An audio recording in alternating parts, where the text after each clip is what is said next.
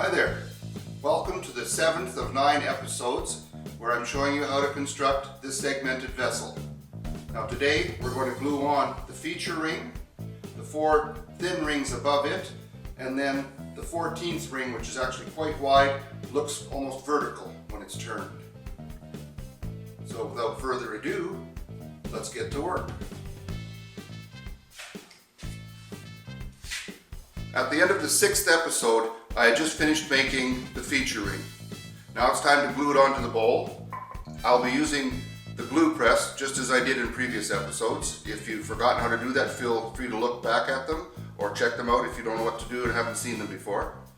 Now it's time to get this glued up.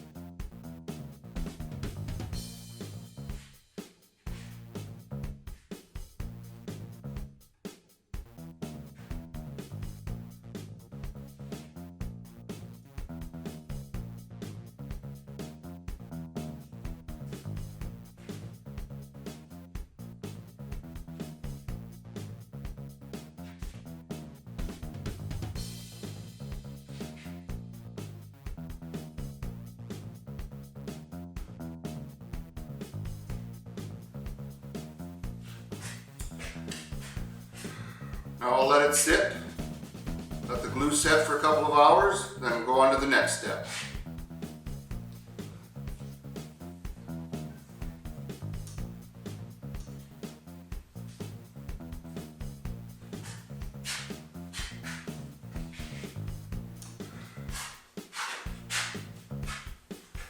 The glue's been setting up for 2 hours now, so it should be ready to go.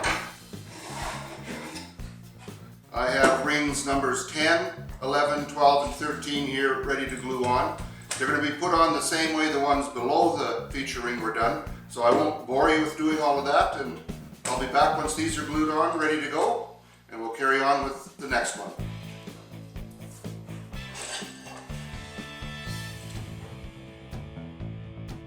While waiting between glue-ups, this might be a good time for something to drink.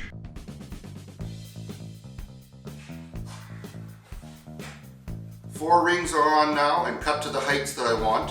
My next step is going to be undercutting the lip, bringing the curve down to match and blend in with those that I've already got sanded and finished. I only wish all this was as easy as I'm trying to make it sound.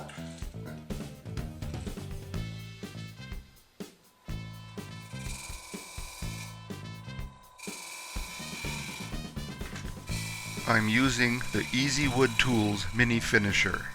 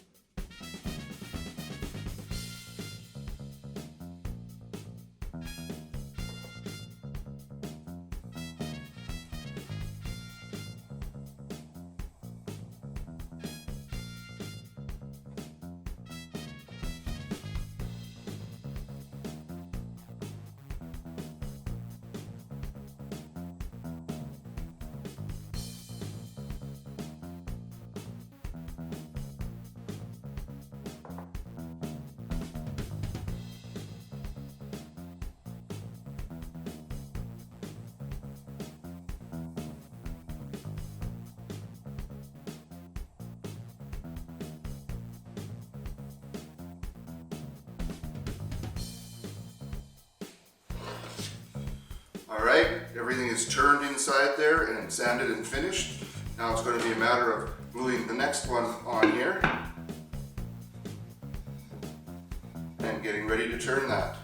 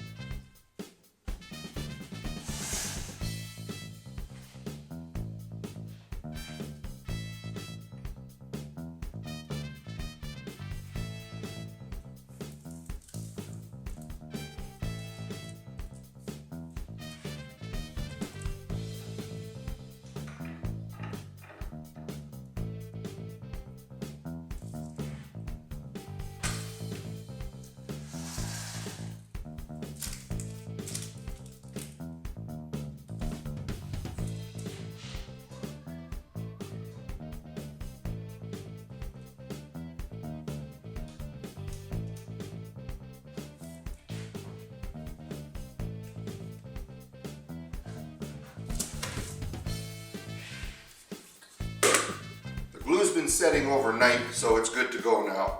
My next step is to cut the hole to 2 3/4 inches diameter that I have on my plans. I'm going to use a parting tool to do that, and then I hope I have enough room to get in there with my hollowing tool.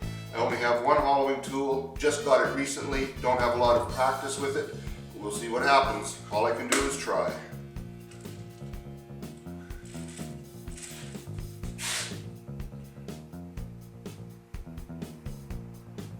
Full width is 10 1/4 inch.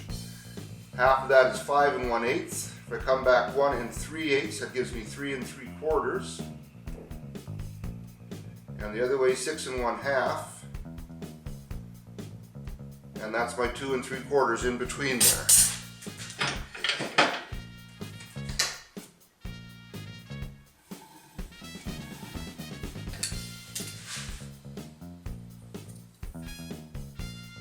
And that's where I need to use the parting tool to open it.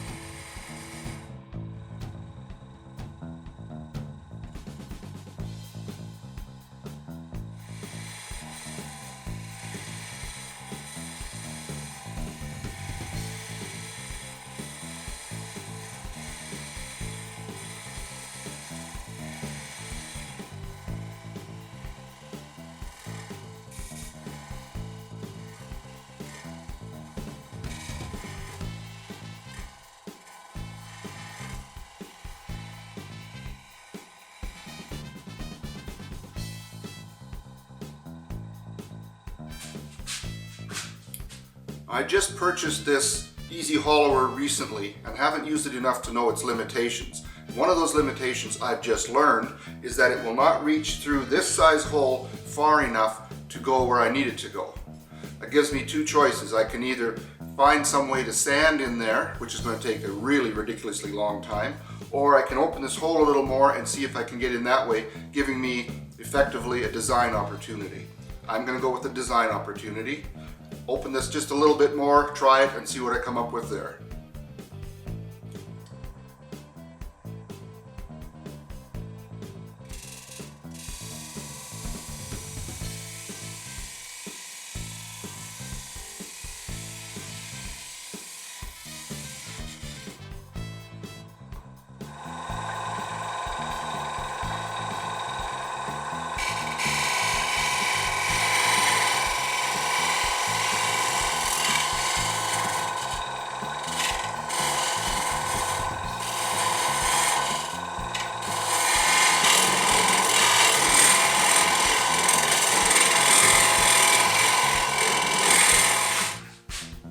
That appears to have done it.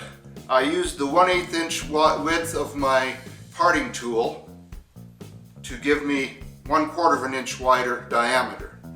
That let me reach in there far enough. Now all I have to do is sand this, put the finish on, because I need to do that before I put smaller diameter rings on here. I'll never get in there with those, and then I'll be back.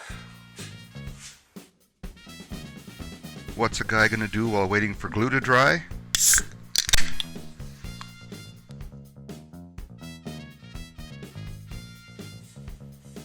The inside is turned, sanded, and finished now. My next step is to glue on the next ring. There are 4 more to follow this one. And it's a matter of turning, sanding, and finishing to match up this curve. And then it's on to the outside.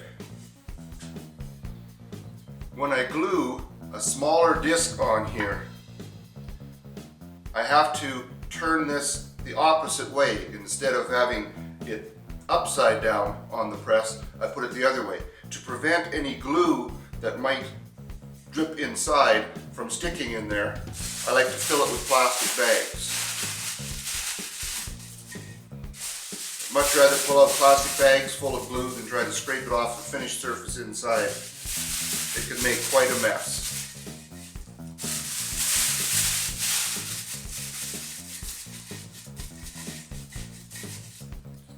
And that should pretty much take care of that.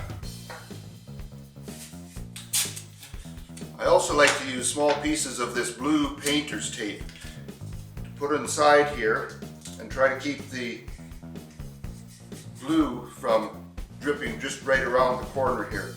The blue painter's tape is much less likely to leave residue on the finished surface inside.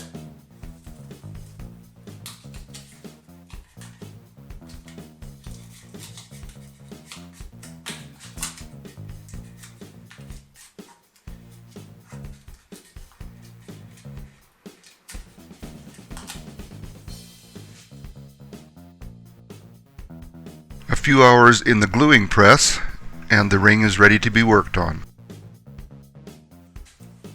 Well, that brings us to the end of part 7. I hope you're enjoying what I'm doing. If you are, click the like button, subscribe if you want to see more things I put out. Leave comments, let me know if I'm doing something right or if I'm doing something wrong. In part 8, I'm going to carry on right from where we are, and we'll finish the top rings and then start working on the outside. Thank you for watching. Have a great day. Get some wood turning done.